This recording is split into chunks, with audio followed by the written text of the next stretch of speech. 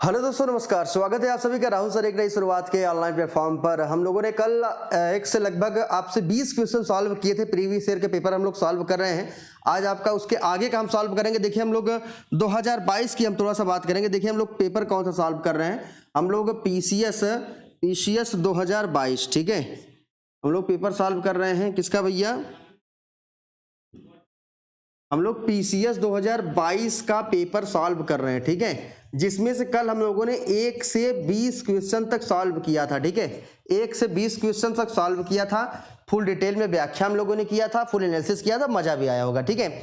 अब उसके आगे का हम आपको बताने चल रहे हैं 20 से 40 क्वेश्चन। आज आपको क्वेश्चन 20 से क्वेश्चन 40 तक हम व्याख्या करेंगे, ठीक है ना। ऑपरेशन करेंगे हम 20 से 40 क्वेश्चन तक। तो हमारे जितने भी तैयारी करने वाले जितने प्यारे स्टूडेंट हैं, सेशन को शेयर करिएगा, लोगों तक पहुंचाइएगा, जिससे हम और बेहतर वीडियो हम आपको देने का प्रयास कर पाए, ठीक है। तो चलिए देखिए, आपका जिसका सेट बी हो, अगर पीडीएफ ना हो तो पीडीएफ डाउनलोड कर लीजिए। अगर जिसका पेपर होगा तो पेपर लेके आप प्रैक्टिस करिए, ठीक है। चलिए आइए देखते हैं। अभी पेपर आपका नजदीक है। डेट है आपका 14 मई 2023 को आपका, यानी कि एग्जाम है। बिल्कुल आपको पता है पीसीएस का, है ना। उस दिन आप लोगों की बहुत बड़ी लड़ाई है। तो इस लड़ाई में हमारे साथ, हम आपके साथ एकदम मिलकर हम लोग इस लड़ाई को लड़ते हैं, ठीक है, जब तक हमारे एग्जाम नहीं हो जाते हैं, ठीक। चलिए देखिए, अब क्वेश्चन की तरफ चलते हैं। क्वेश्चन नंबर 20 तक हम लोगों ने किया था। आप देख सकते हैं इन सब क्वेश्चनों को मैंने आराम से सॉल्व करा दिया था कल, ठीक है। अब क्वेश्चन नंबर 20 के बाद क्वेश्चन नंबर 21 से हमको आपको कराना है, ठीक है। ये देखिए, आपका क्वेश्चन नंबर 21 आ गया। क्वेश्चन नंबर 21 देखिए, आपका क्वेश्चन आ चुका है, आप बिल्कुल देख सकते हैं। ये क्वेश्चन नंबर 21 देखिए आ गया है। देखिए क्या क्वेश्चन कह रहा है, ठीक है। चलिए दोस्तों, शुरुआत कर देते हैं। आप एक नोट्स ले लीजिए, पेन ले लीजिए। जो भी पॉइंट पे एक्स्ट्रा बताऊंगा उसको भी आप लिखिएगा। जो मैं इसको करते जाऊंगा, बस आप प्रैक्टिस करते जाइए, ठीक है। कुछ आपको करना नहीं है, बस आपको रिवीजन करना है अंतिम समय में जो आपका पेपर है। चलिए देखिए, क्वेश्चन नंबर 21 आपसे क्या कह रहा है। कह रहा है आपका सूची फर्स्ट को सूची सेकंड से सुमेलित कीजिए तथा सूचियों में नीचे दिए गए कोड से सही उत्तर का आपको चयन करना है, ठीक है ना। Match list first with list second and select the correct answer from the code given below the list. तो आप देखिए, लिस्ट फर्स्ट दिया है और लिस्ट सेकंड आपका दिया है। एक प्लांट डिजीज दिया है और एक फैक्टर दिया है, यानी कि पादप रोग दिया है और एक आपका कारक दिया है, ठीक है। इन दोनों को देख लेते हैं। पादप रोग एक है भैया खट्टेनाशर, एक खट्टेनाशर है। एक है गन्ने का लाल सड़न रोग, एक है आलू का कृष्णकांत रोग, एक है गेहूं का साहू रोग। सामने आपका कारक दिया है, किस कारक से आपका देखिए, आपका जो आपके पादप रोग है, ये आपका देखिए जो कृषि एग्रीकल्चर से आपका टॉपिक है, आपका दिया है। अगर एग्रीकल्चर वाली टॉपिक नहीं पढ़ेंगे तो भैया पढ़ लीजिएगा इसको, ठीक है। तो खट्टेनाशर की बात है, गन्ने का सड़न रोग की बात है, ठीक है ना। तो ये आप याद रखिएगा। सबसे पहले आप देखिए क्या हो जाता है आपका। खट्टेनाशर की बात करेंगे, खट्टेनाशर, तो ये आपका क्या हो जाएगा भैया, आपका जीवाणु हो जाएगा। क्या हो जाएगा भैया, ये किस कारक के कारण क्या होते हैं भैया, जीवाणु कारक खट्टेनाशर होते हैं। इसके बाद फिर देखिए क्या कह रहा है आपका, गन्ने का लाल सड़न रोग। तो जो गन्ने का लाल सड़न रोग है, ये आपका कवक या फुई। आप लोग देखते होंगे कि गन्नों में आपका व्हाइट टाइप का जो है आपका एक फूड टाइप का होता है ना, तो ये आपका कवक होता है। तो ये आपका गन्ने में देखिए आपका कवक या फुई होती है। इसके बाद जो आलू का कृष्णकांत रोग है, आलू का कृष्णकांत रोग, ये ऑक्सीजन की कमी के कारण होता है ना। जो आलू का कृष्णकांत होता है किसके कारण होता है, ऑक्सीजन के कमी के कारण होता है। इसके बाद फिर आपका कहता है गेहूं का साहू रोग, ठीक है। तो गेहूं का साहू रोग किसके कारण होता है, बिल्कुल आपको पता होगा भैया, ये किसके कारण हो जाएगा, आपका कीट के कारण। किसके कारण, कीट के कारण। तो इसमें क्या सही हो जाएगा, एक आप तीसरा देखो भैया, किसमें एक ही मैच कर गया, तो चारों के चारों मैच कर गए, यानी कि 3 4 2 1, यानी कि सी वाला ऑप्शन क्या हो जाएगा आपका, राइट हो जाएगा, ठीक है। इसको मैच कर लीजिएगा, आप इसको बेहतरीन तरीके से रट डालिएगा। क्वेश्चन आपका रिपीट हो सकता है आपके पीछे 2023 के एग्जाम में, ठीक है। चलिए अगला क्वेश्चन देखिए। नेक्स्ट क्वेश्चन आपसे क्या कह रहा है, क्वेश्चन नंबर 22 आपका, जो हम लोगों ने पेपर को सॉल्व किया। क्वेश्चन नंबर 22 देखिए, ये आपसे क्या कह रहा है, आपका नीचे 2 वक्तव्य दिए गए हैं। एक को अभिकथन ए तथा दूसरे को कारण आर कहा गया है, ठीक है। अभिकथन ए में क्या है कि आगरा और दार्जिलिंग एक ही अक्षांश पर स्थित है, किंतु जनवरी में आगरा का तापमान 16 डिग्री सेल्सियस तथा दार्जिलिंग का तापमान यानी कि 4 डिग्री सेल्सियस आपका होता है। थोड़ा सा लॉजिकली है, जो आपका ज्योग्राफी बेहतरीन तरीके से पढ़ा होगा क्वेश्चन को वही सही कर पाएगा, ठीक है। अभी हम आपको समझाते हैं। देखिए कारण आर क्या कह रहा है, कह रहा है ऊंचाई के साथ तापमान घटता है तथा विरल वायु के कारण मैदानी प्रदेशों की तुलना में पर्वतीय प्रदेश अधिक ठंडे होते हैं, ठीक है। तो नीचे दिए कोड से सही उत्तर का इसमें क्या करना है, आपको चयन आपका करना है। थोड़ा सा माइंड लगाइए। देखिए आगरा और दार्जिलिंग की बात कर रहा है, ठीक है। तो आगरा की बात करेंगे, ये थोड़ा सा आपका मैदानी क्षेत्र में आ जाता है आपका, यानी कि मैदानी क्षेत्र में आपका आगरा आ जाता है, ठीक है। अगर आगरा की हम थोड़ा सा बात करते हैं, एक प्लेन एरिया है, एक प्लेन एरिया है जो आगरा है आपका। ये कैसा एरिया है भैया आपका, एक प्लेन एरिया, समझाने के लिए बता रहा हूं, ध्यान समझिएगा। एक प्लेन एरिया है आपका आगरा, जबकि जो आपका दार्जिलिंग है ना, दो दार्जिलिंग है, यह आपका पहाड़ी क्षेत्र है। ये क्या है आपका, पहाड़ी क्षेत्र है, पहाड़ी क्षेत्र है। आपको ज्योग्राफी में एक फार्मूला पता होगा कि ऊंचाई के साथ साथ तापमान में क्या आ जाती है भैया, कमी आ जाती है ना। जैसे जैसे ऊंचाई की तरफ हम बढ़ते हैं, जैसे जैसे हम ऊंचाई की तरफ हम बढ़ते हैं, ये क्या हो जाती है, अगर ऊंचाई के साथ यानी कि हाइट की बात करते हैं, जब जैसे जैसे आपका ऊंचाई बढ़ता है, ऊंचाई के साथ आपकी तापमान में क्या आ जाती है भैया, कमी आ जाती है। देखिए आपका दिया है आगरा और दार्जिलिंग, तो तापमान में यानी कि टेम्परेचर में क्या आ जाएगी, कमी हो जाएगी। अगर ऊंचाई के साथ, अगर ऊंचाई बढ़ेगी तो तापमान कमी आ जाएगी। तो आगरा क्या है, आपके प्लेन स्थान पर है, और जो दार्जिलिंग जो है ये आपका पहाड़ी क्षेत्र में है। तो देखिए आपका दिया है कि आगरा दार्जिलिंग एक ही अक्षांश पर स्थित है, बिल्कुल, किंतु जनवरी में आगरा का तापमान 16 डिग्री सेल्सियस, देखिए आगरा का तापमान क्या हो गया है आपका, ज्यादा है, आगरा का तापमान ज्यादा है, मैदानी क्षेत्र में है। दार्जिलिंग का तापमान देखिए 4 डिग्री सेल्सियस है, कितना है, 4 डिग्री सेल्सियस किसका है आपका, दार्जिलिंग का तापमान है। तो यही फार्मूला आपका काम कर रहा है ना, कि ऊंचाई के साथ साथ तापमान में क्या आ जाती है, कमी आ जाती है। तो ऊंचाई ज्यादा है आगरा का, तो ऊंचाई के साथ साथ ये देखिए आपका ऊंचाई कम है, इसका 16 डिग्री सेल्सियस पर है आपका आगरा, जबकि दार्जिलिंग की बात करते हैं, दार्जिलिंग ऊंचाई पर है, यानी कि पहाड़ी क्षेत्र है यहाँ पर, तो ये आपका 4 डिग्री सेल्सियस यानी कि तापमान में कमी आ गई, ठीक है। ये आपको ये स्पष्ट हो गया होगा, क्लियर हो गया। अब देखिए कारण आर क्या दिया है, कह ऊंचाई के साथ साथ तापमान घटता है तथा विरल वायु के कारण मैदानी प्रदेशों की तुलना में पर्वतीय अधिक ठंडे होते हैं। बिल्कुल भैया, ये तो आपको अब तो क्लियर हो गया ना, ये रीजन आपको क्लियर हो गया कि किस कारण आपका ठंडे होते हैं।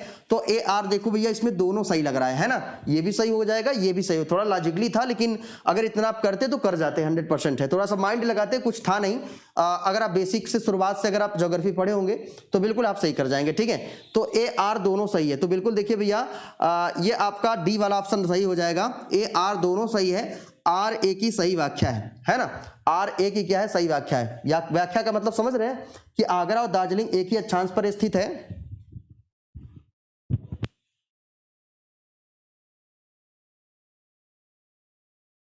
सॉरी, देखिए आगरा और दार्जिलिंग क्या है, एक ही अक्षांश पर स्थित है, किंतु जनवरी में आगरा का तापमान 16 डिग्री सेल्सियस, दार्जिलिंग का 4 डिग्री सेल्सियस। इतना माइंड मेकअप हो गया, बातें समझ में आ गई। इसके बाद कारण आर क्या है, ऊंचाई के साथ साथ तापमान घटता है तथा विरल वायु के कारण मैदानी प्रदेशों की तुलना में पर्वतीय प्रदेश अधिक ठंडे होते हैं। तो आपका ये डी वाला ऑप्शन आपका राइट हो जाएगा। ए आर दोनों सही है, आर ए की सही व्याख्या है। समझ में आया? चलिए नेक्स्ट क्वेश्चन की तरफ चलते हैं। स्क्रीनशॉट आप जल्दी से ले लीजिए इसका, ठीक है, स्क्रीनशॉट आप ले लीजिए। नेक्स्ट क्वेश्चन देखिए, अगला क्वेश्चन आपसे क्या करा है, क्वेश्चन नंबर आपका फिर 23 देखिए, हिस्ट्री से क्वेश्चन आपका आ गया है, इतिहास से क्वेश्चन है, ध्यान से समझिएगा। देखिए आपसे क्या कह रहा है आपका चंद्रगुप्त द्वितीय के संदर्भ में निम्नलिखित में से कौन सा कथन आपका सही है। चंद्रगुप्त द्वितीय के बारे में ये बात आपका कर रहा है, ध्यान से समझिएगा। ये देखिएगा ऑप्शन फर्स्ट क्या दे रहा है कि शक विजय के संदर्भ में सबसे सबल प्रमाण इस नरेश की रजत मुद्राएं हैं, ऑप्शन नंबर ए कह रहा है। और सेकंड क्या कह रहा है आपका, इन मुद्राओं की तोल लगभग 33 ग्रेन हुआ करती थी, ठीक है।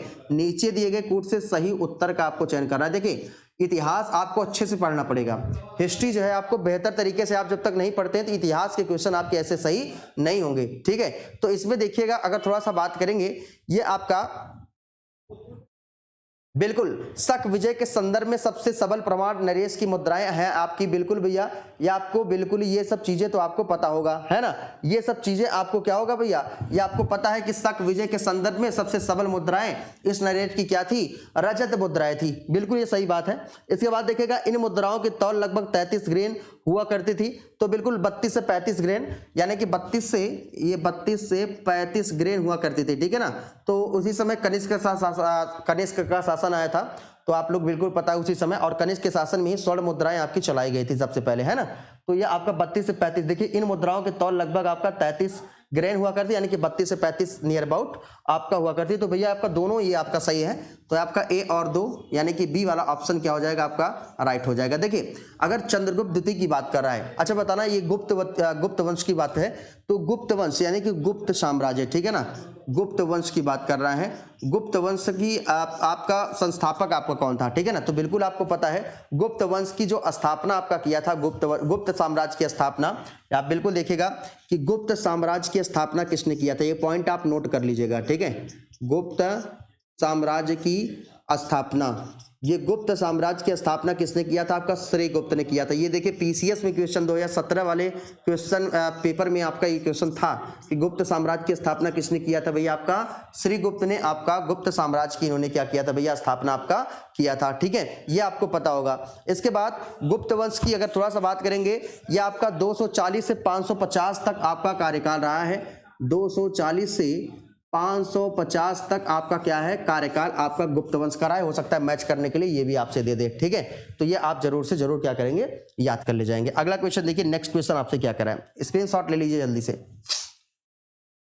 क्वेश्चन नंबर 24 देखिए आपसे क्या करा है, क्वेश्चन नंबर 24 को ध्यान से देखिएगा। यह कर आपका 2 या 2 से अधिक राज्यों के लिए संयुक्त लोक सेवा आयोग बनाया जा सकता है। क्वेश्चन नंबर 24 ध्यान से समझिएगा। क्वेश्चन नंबर 24 थोड़ा सा आप देखिएगा, ये आपसे क्या कह रहा है, थोड़ा सा इसको हम थोड़ा सा और बड़ा करते हैं, ठीक है, हो सकता है आपको कम दिखाई दे रहा हो, तो थोड़ा सा इसको हम और बड़ा कर देते हैं, ठीक है। देखिए ये आपसे क्या कह रहा है, क्वेश्चन नंबर 24 को देखिएगा, ये कह रहा है आपसे कि 2 या 2 से अधिक राज्यों के लिए एक संयुक्त लोक सेवा आयोग बनाया जा सकता है, ठीक है। ये संयुक्त लोक सेवा आयोग आपका बनाया जा सकता है। ऑप्शन नंबर ए है संघ लोक सेवा आयोग द्वारा, संबंधित राज्यों के निवेदन पर संसद द्वारा, राज्यसभा द्वारा या लोकसभा द्वारा। देखिए इससे क्या क्वेश्चन बहुत इंपॉर्टेंट है, संयुक्त लोक सेवा आयोग से बनता है क्वेश्चन।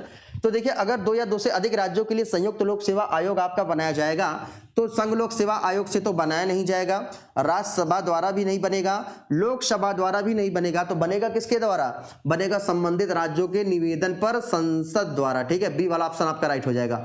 तो 2 या 2 से अधिक राज्यों के लिए एक संयुक्त लोक सेवा आयोग बनाया जा सकता है, कैसे, संबंधित राज्यों के निवेदन पर संसद द्वारा आपका ये बनाया जा सकता है संयुक्त लोक सेवा आयोग, ठीक है। अगर थोड़ा संयुक्त लोक सेवा आयोग की और भी बातें हम थोड़ा सा कर दें, ये संयुक्त लोक सेवा आयोग की, तो किस आर्टिकल में ये आपकी बातें आपकी किया गया है, तो संबंधित राज्यों में आर्टिकल 315(2) में ये बातें आपकी किया गया है। कौन सा आर्टिकल है भैया, आर्टिकल 315(2) में क्या किया गया है, इसका उल्लेख किया गया है। तो आर्टिकल 315(2) में क्या बताया गया है कि संबंधित राज्यों के निवेदन पर संसद द्वारा 2 या 2 से अधिक राज्यों के लिए संयुक्त लोक सेवा आयोग बनाया जा सकता है, ठीक है।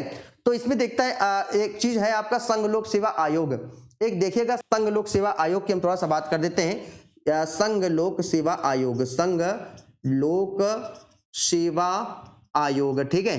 तो संघ लोक सेवा आयोग ये आपका किस आर्टिकल में है, आर्टिकल 315 में इसका उल्लेख आपका किया गया है, ठीक है। तो संघ लोक सेवा आयोग के वर्तमान समय में अध्यक्ष कौन है, ये आप याद रख लीजिएगा भैया, करंट का क्वेश्चन है।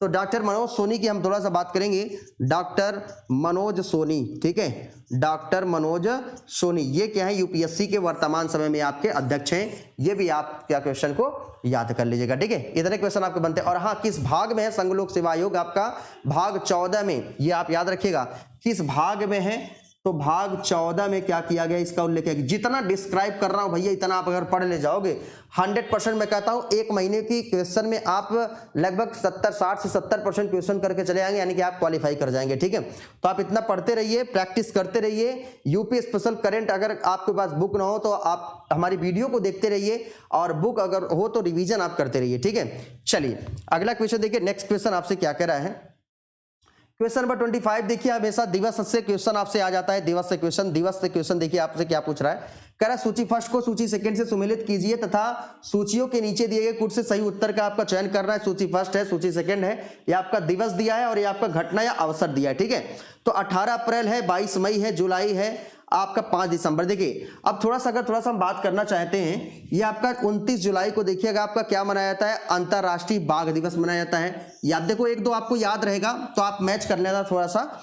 ये आपका 29 जुलाई, यानी कि सी का पहला देख लो किसमें भैया, सी का पहला देखो 2 में है, यानी कि ये दोनों तो एलिमिनेट हो गए, ये दोनों होने बिल्कुल होगा नहीं, ये होगा दोनों में से ही होगा। तो आप देखिए अगर थोड़ा सा बात करेंगे 5 दिसंबर को विश्व मिट्टी दिवस मनाया जाता है। डी का तीसरा देख लो भैया, डी का तीसरा देख लो किसमें है, डी का तीसरा आपका इसी में है। तो ये आपका सी वाला ऑप्शन देख लो, पूरा का पूरा मैच कर गया, दो हमको पता था, पूरा मैच कर गया है ना।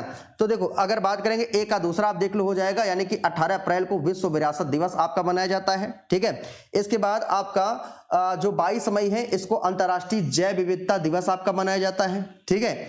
29 जुलाई को आपका अंतर्राष्ट्रीय बाघ दिवस मनाया जाता है और 5 दिसंबर को विश्व मिट्टी दिवस। तो आपका सी वाला ऑप्शन क्या हो जाएगा, आपका राइट हो जाएगा, ठीक है। तो याद कर लेना भैया, ये दिवस आपसे हो सकता है मैच करने के लिए डायरेक्ट यही क्वेश्चन आपके एग्जाम में आ जाए, ठीक है। रिवीजन इसलिए आपको करा दे रहे हैं कि क्वेश्चन अगर पिछले एग्जाम पेपर में से आए तो एक भी क्वेश्चन हमारे गलत ना होगा। यार घुमा फिरा क्वेश्चन यही से पूछेगा कहां से, एक दायरा होता है पूछने का, पीसीएस का देखिए एक सिलेबस है, उसी सिलेबस के अंदर ही तो पूछेगा भाई। तो ये सब आपसे क्वेश्चन रिपीटेड हो सकते हैं, तो आप जरूर से जरूर इसको याद रख लीजिएगा। चले आगे, चलिए स्क्रीनशॉट आप इसका ले लीजिए। अगला क्वेश्चन देखिए, नेक्स्ट क्वेश्चन की तरफ चलते हैं। क्वेश्चन नंबर आपका 26 देखिए आ चुका है। देखिए करंट का क्वेश्चन है भैया, ये था उस समय 2022 में, लेकिन अभी आप याद कर लो, एक साल तक का क्वेश्चन आपसे पूछ सकता है।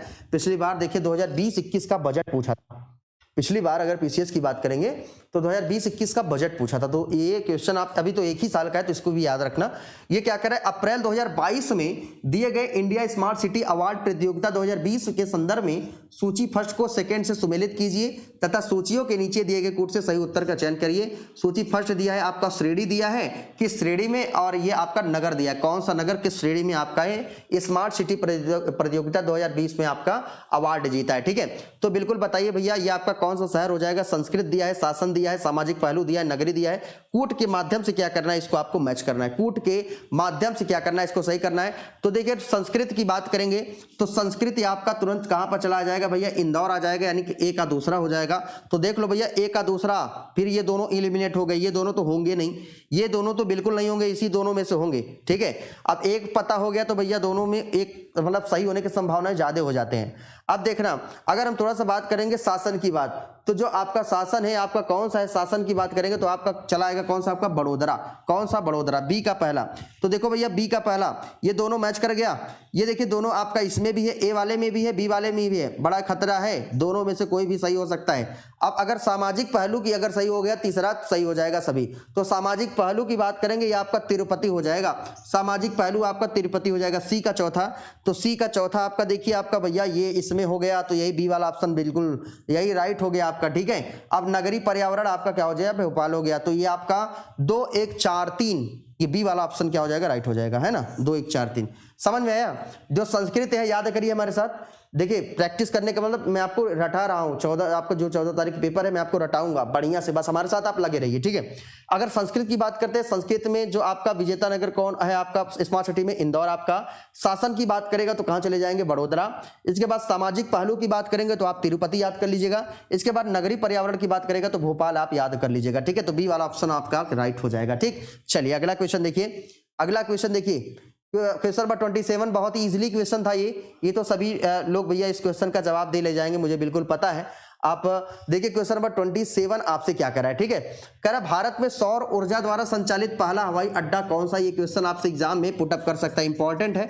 तो भारत में सौर ऊर्जा द्वारा संचालित पहला हवाई अड्डा, तो भारत में सौर ऊर्जा द्वारा संचालित पहला हवाई अड्डा कौन सा है आपका, कोचीन। बी वाला ऑप्शन आप याद रख लीजिएगा, कौन सा हवाई अड्डा है, कोचीन है सौर ऊर्जा द्वारा संचालित आपका पहला हवाई अड्डा, ठीक है।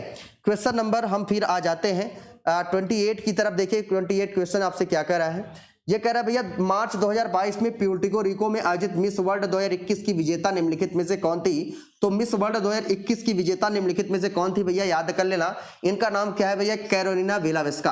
क्या नाम है, कैरोलिना वेलाविस्का है इस बार, बिल्कुल याद रखिएगा। मिस वर्ल्ड 2021 की विजेता, और मार्च 2022 में प्यूर्टो रिको में क्या किया गया था, आपका आयोजित था, और उसी समय इनको प्रदान आपका किया गया है, ठीक है।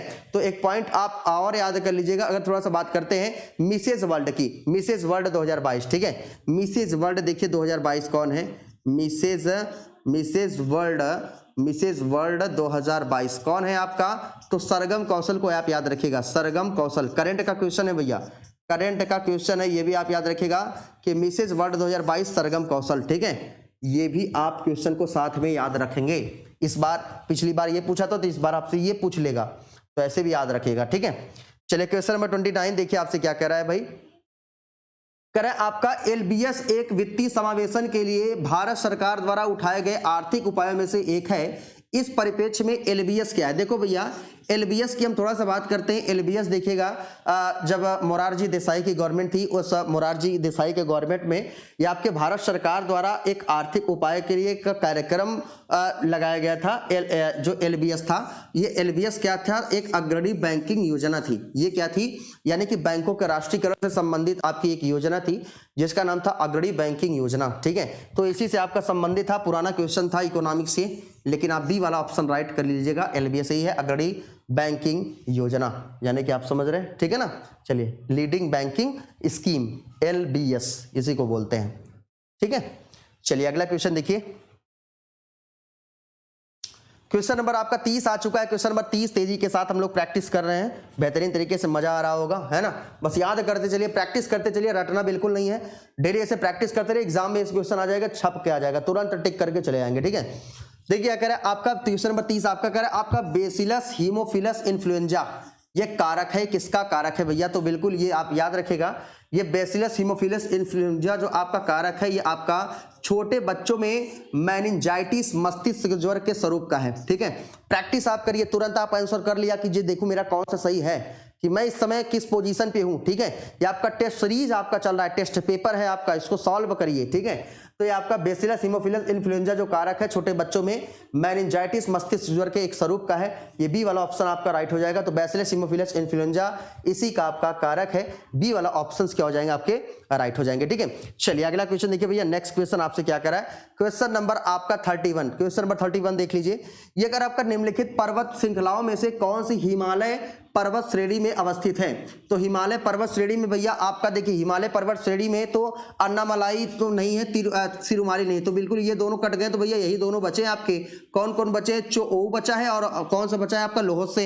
1 2 आपको देखो भैया ऑप्शन में 1 2 है, ये देखिए सही उत्तर का इसमें चयन करना है आपका। ये केवल 2 3 4, 1 2 3 3 4 या 1 2, देखो भैया डी वाला ऑप्शन आपका राइट हो जाएगा। ये देखो, ये डी वाला हो जाएगा। अन्नामलाई सिरुमाली है नहीं, आपका चोऊ है, और आपका लोहत से, ये आपका राइट हो जाएगा। ठीक है, डी वाला ऑप्शन। ये आपका हिमालय पर्वत श्रेणी में क्या है? ये दोनों आपका स्थित है, चोऊ और आपका कौन सा है? आपका लोहत से। बातें समझ में आ गई? बेहतरीन क्वेश्चन है आपके एग्जाम के लिए। चलिए 1 और 2 अगला क्वेश्चन देखिए। नेक्स्ट क्वेश्चन आपसे क्या कह रहा है? क्वेश्चन नंबर 32 को हम देखते हैं। क्वेश्चन नंबर 32 यही देखिए, आपसे पुराना बजट पूछ लिया था, करा था उत्तर प्रदेश के वित्तीय 2020-21 के बजट के समन्वय में निम्नलिखित में से कौन सा कथन आपका सही है? ठीक है, तो बजट का आकार 512,860.72 करोड़ रुपए था। ठीक है, इस बजट में आपका 10,96,7.87 करोड़ कतिपय नई योजनाएं भी आपके सम्मिलित की गई। सही उत्तर का इसमें आपको चयन करना था। बड़ा टिपिकल क्वेश्चन था यार ये जिसको रटा था वो सही कर जाएगा, जिसको नहीं रटा था वो सही नहीं कर पाएगा। ठीक है, तो आपका कौन सा ये आपका राइट आंसर हो जाएगा? तो आपको बिल्कुल पता है भैया कि ये बजट का आकार इतना करोड़ रुपए था, तो ये आपका दोनों राइट हो जाएगा, बी वाला ऑप्शन। ठीक है, बी वाला ऑप्शन, इसको रटी डालिएगा। ये क्वेश्चन आपके एग्जाम में पुट अप कर सकता है। उत्तर प्रदेश की बात है, तो उत्तर प्रदेश बजट की बात है। यूपी स्पेशल के क्वेश्चन आपके इस बार आपके एग्जाम में आ सकते हैं। ठीक है, अच्छा एक पॉइंट आप देखिएगा, 615,518, ठीक है ना, 615,518.97 करोड़, 97 करोड़ रुपए। ये 2022-23 का बजट आप याद रखिएगा। ठीक है, 2022-23 के बजट में आपका कितना है? आपका ये देखिए, ये भी आप याद रखिएगा, ये तो आपका 20-21 का है। ठीक है, लेकिन ये 22-23 वाला याद रखिएगा, 615,518.97 करोड़। ठीक है, तो ये क्वेश्चन आप याद रख लीजिएगा, ये पॉइंट है। देखो आपको रटने वाली चीजें हैं यार, ये प्रैक्टिस के द्वारा ये आएगा। अगर आप 2-3 बार लिख लेते हो ना 615,518.97 करोड़, तो ऐसे ही रट जाएगा। 2022-23 में 20-21 वाला कितना था आपका? 512,807.72 करोड़ रुपए था। ठीक है, तो ये आप 1-2 राइट हो जाएगा। चलिए अगला क्वेश्चन देखिए। अगला क्वेश्चन देखिए, क्वेश्चन नंबर आपका 33। ये देखिए इतिहास से क्वेश्चन आपका आ गया है, हिस्ट्री से। ये कह रहा है सूची फर्स्ट को सूची सेकंड से सुमेलित कीजिए, सूचियों के नीचे दिए कोट से सही उत्तर का आपको चयन करना है। ये आपका कह रहा है दार्शनिक है और ये है आपका दर्शन है। ठीक है, तो दार्शनिक है आपके रामानुज, माधवाचार्य, निम्बार्क, वल्लभाचार्य। कूट के द्वारा आपको मैच करके बताना है। या आपकी किस दर्शन से आपकी ये संबंधित है। ठीक है, अगर हम थोड़ा सा बात करेंगे रामानुज की, तो रामानुज आपके किससे संबंधित थे, विशिष्टाद्वैतवाद से। पढ़े होंगे आप इतिहास में, आपको क्वेश्चन याद होगा, तो आपको रामानुज किससे संबंधित थे, विशिष्टाद्वैतवाद से, यानी कि ए का चौथा देख लो भैया, एक में ही मैच कर गए, डी वाला ऑप्शन देखो सारे को सारे सही हो गए, तो आपका क्या हो जाएगा, ए का चौथा। उसके बाद आपका माधवाचार्य की बात करेंगे, आपका ये क्या है, आपका द्वैतवाद है। ठीक है, इसके बाद अगर बात करेंगे निम्बार्क आपका द्वैताद्वैत है। इसके बाद वल्लभाचार्य की बात करेंगे, ये क्या है आपका शुद्धाद्वैत है। ठीक है, तो ये चारों ऑप्शन यानी कि डी वाला ऑप्शन आपका राइट आंसर हो जाएगा। तो आपका सूची दार्शनिक ये दर्शन याद कर लिएगा, इस बार भी आपके एग्जाम में क्वेश्चन आपके बन सकते हैं। तो रामानुज आपका विशिष्टाद्वैतवाद, माधवाचार्य आपका द्वैतवाद, इसके बाद निम्बार्क आपका द्वैताद्वैतवाद, इसके बाद वल्लभाचार्य की बात करेंगे शुद्धद्वैत। तो याद करना इसी दर्शन से आपके संबंधित थे। तो 4 3 2 1 राइट आपका आंसर हो जाएगा। इस बार आपका रिपीट कर सकता है आपके एग्जाम में क्वेश्चन। ठीक है,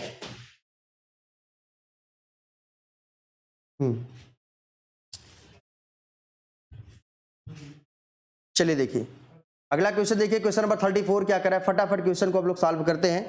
ये क्वेश्चन क्या कर रहा है आपका, कह रहा है नीचे दो कथन दिए गए हैं, एक को अभिकथन ए, दूसरे को कथन आर कहा गया है। कह रहा है अभिकथन ए लिम्नेटिक क्षेत्र में पादप प्लवक अधिकता में वृद्धि करते हैं। लिम्नेटिक क्षेत्र पानी का खुला क्षेत्र होता है। दोनों को आप देख लीजिए, लिम्नेटिक क्षेत्र जानते हैं क्या होता है, जैसे कि आप यहाँ पर ढलान पे आएंगे ना, यहाँ पर ये क्या होता है आपका लिम्नेटिक क्षेत्र होता है। लिम्नेटिक क्षेत्र इसको बोलते हैं। और ये लिम्नेटिक क्षेत्र में पादप प्लवक अधिकता होती है। यहीं पर आपका देखिए जल होता है, यहीं पर आपका क्या होता है, जल होता है, यहीं किनारे पर, ये इसी को लिम्नेटिक क्षेत्र कहते हैं। ठीक है, और पादप प्लवक अधिकता में वृद्धि करते हैं।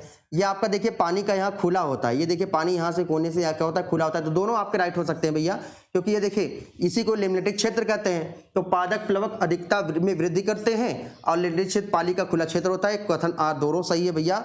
तो आपका देखिए ए आर दोनों सही है, आर एक की सही व्याख्या है। डी वाला ऑप्शन आपका क्या हो जाएगा, राइट आंसर हो जाएगा। ठीक है, तो इसको भी क्या करेंगे भैया, आप याद कर ले जाएंगे। ठीक, चलिए अगला क्वेश्चन देखिए। नेक्स्ट क्वेश्चन आपसे क्या कह रहा है, फटाफट देख लीजिएगा। क्वेश्चन नंबर 35 आपसे क्या कह रहा है, ये कह रहा है क्वेश्चन नंबर 35 कि भारत के संदर्भ में निम्नलिखित कथनों में से कौन सा सही है। कह रहा भारत विश्व का छठा सबसे बड़ा, ये तो बिल्कुल देखो छठा आ गया तो बिल्कुल गलत ही हो गया यार। ये आपका 7वां सबसे बड़ा देश है ना। भारत का विश्व का 7वां सबसे बड़ा आपका देश है। संसार का लगभग 2.4 क्षेत्र भारत के अंतर्गत आपका आता है। कर्क रेखा देश के बीच गुजरते हुए जो अक्षांशीय विस्तार को 2 बराबर भागों में बांटती है।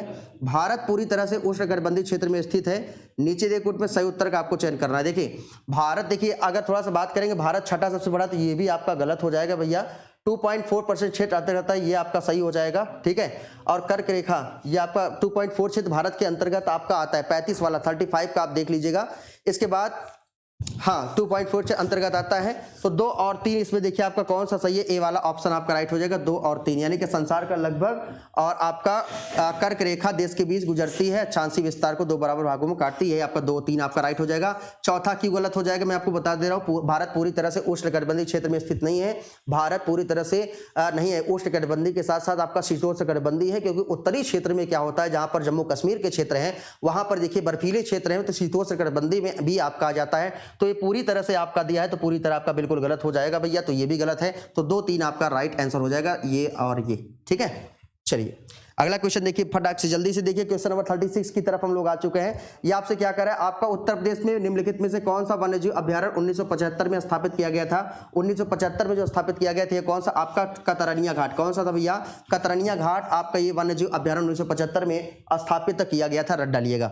ठीक है, अगला क्वेश्चन देखिए। नेक्स्ट क्वेश्चन 37 क्वेश्चन आपसे क्या कर रहा है, कह रहा है संविधान की मूल संरचना। बड़ा ही फेमस क्वेश्चन भाई, बड़ा ही चर्चा का ये क्वेश्चन और इंपॉर्टेंट है। यह क्वेश्चन आपसे फिर बन सकता है। कह रहा है संविधान की मूल संरचना की अवधारणा सर्वोच्च न्यायालय द्वारा किस वाद में प्रतिपादित किया गया है। सर्वोच्च न्यायालय द्वारा भैया केशवानंद भारती बनाम केरल राज्य, यही आप रट डालिएगा। ये क्वेश्चन आपसे पूछ लेगा कि आपका मूल संरचना की अवधारणा सर्वोच्च न्यायालय द्वारा किस वाद में प्रतिपादित किया गया है। केशवानंद भारती बनाम केरल राज्य 1973। ठीक है, अगला क्वेश्चन देखिए। नेक्स्ट क्वेश्चन आपसे क्या कह रहा है भैया, क्वेश्चन नंबर आपका फिर आ जाता है 38। ये कह रहा है निम्नलिखित घटनाओं पर विचार कीजिए तथा उनको कालानुक्रम में व्यवस्थित कीजिए। कह रहा है गदर पार्टी की स्थापना, चिटगांव शस्त्रागार, बर्लिन में इंडियन इंडिपेंडेंस कमेटी, केंद्रीय असेंबली बमकांड। कूच का सही उत्तर का आपको क्या करना है भैया, इसमें चयन आपको करना है। ठीक है, तो ये आपका देखिएगा 15 जुलाई 1913 को आपका गदर पार्टी हुआ था। 15 जुलाई 1913 की बात करते हैं, ये आपका गदर पार्टी का स्थापना हुआ था।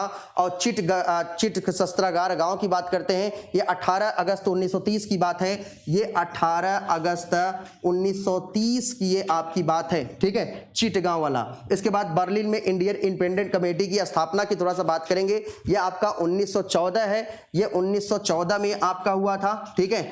और ये आपकी अगर बात करेंगे केंद्रीय असेंबली बम, ये आपका 1929 में यह आपका हुआ। तो भैया देख सकते हैं आपका क्या इसमें राइट आंसर हो जाएगा। आप मैच अप कर लीजिए, ये मैंने ये दे दिया है, इसको मैच अप कर लीजिएगा, ठीक है। तो आपका क्या हो जाएगा 1 3 4 2, देख लो भैया किसमें है 1 3 4 2, यानी कि बी वाला ऑप्शन आपका राइट हो जाएगा। ये आप ईयर्स आप जरूर से जरूर आप इस बार रट के जाइएगा तो मैच कर जाएंगे, ठीक है।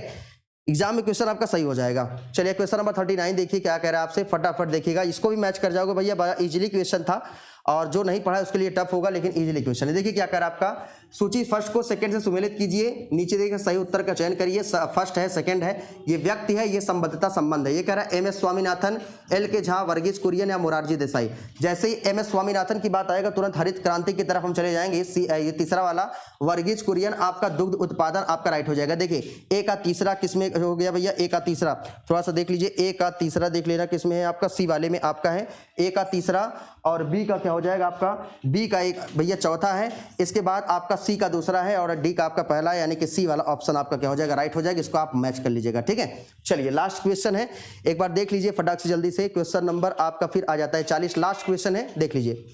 ये आपसे क्या करे, आपका निम्नलिखित में से कौन से दो सही हैं। इसमें कर आपका जनजाति दिया है और राज्य दिया है, तो आपका देखिए आपका केरिया है या आपका उड़ीसा आपका दिया है, आपका कुकी दिया है उत्तर प्रदेश, या नदी आपका राजस्थान, और पालियान आपका तमिलनाडु, ठीक है। क्वेश्चन नंबर 40 आप देख लीजिए क्या इसमें आपका राइट आंसर हो जाएगा, ठीक है। तो 1 और 4 देख लीजिए आपका राइट हो जाएगा। 1 हो गया आपका केरिया उड़ीसा वाला आपका राइट है, और 4 यानी कि पालियान आपका तमिलनाडु वाले, डी वाला ऑप्शन क्या हो जाएगा आपका राइट आंसर आपका हो जाएगा। तो टॉप 20 क्वेश्चन को हम लोगों ने समाप्त किया है, बेहतरीन तरीके से सॉल्व किया है, ठीक है। तो ऐसे ही लगातार हम आपको क्वेश्चन आपको देते रहेंगे। ऐसे ही फिर क्वेश्चन नंबर 20 से फिर हम आगे फिर 20 क्वेश्चन आपको कल हम बताएंगे। तो हमारे साथ ऐसे ही लगातार बने रहिए, सेशन को लाइक करिए, शेयर करिए, लोगों तक पहुंचाइए। फिर आपसे कल मुलाकात करेंगे आपके अपने चैनल राहुल सर एक नई शुरुआत के ऑनलाइन प्लेटफॉर्म पर। तब तक के लिए दोस्तों जय हिंद, गुड बाय।